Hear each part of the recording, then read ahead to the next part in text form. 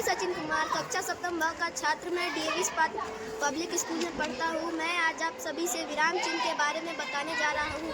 विराम का अर्थ होता है रुकना। वाक्य को पढ़ते या लिखते समय जिन विराम चिन्ह को प्रकट करते हैं उसे विराम चिन्ह कहते हैं। मैं हूँ पूर्ण विराम। पूर्ण विराम वाक्य की समाप्ति का सूचक होता है। उदाहरण, मैं जा रहा हूँ।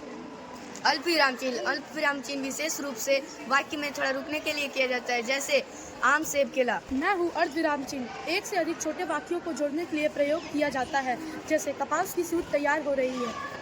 मैं हूँ प्रश्नवाचक चिन्ह। प्रश्नवाचक चिन्ह वह विराम चिन्ह है जिसका प्रयोग वाक्य के अंत में किया जाता है।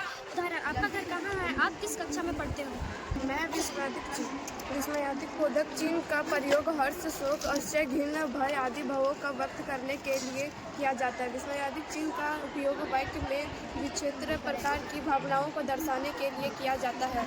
मैं हूँ योजक चिन्ह। योजक चिन्ह का प्रयोग निम्नलिखित स्थितियों में किया जाता है। पहला, दो शब्दों में परस्पर संबंध स्थापित करने के लिए तथा उन्हें जोड़कर लिखने के लिए किया जाता है, जैसे हानि, लाभ, गुरु, शिष्य।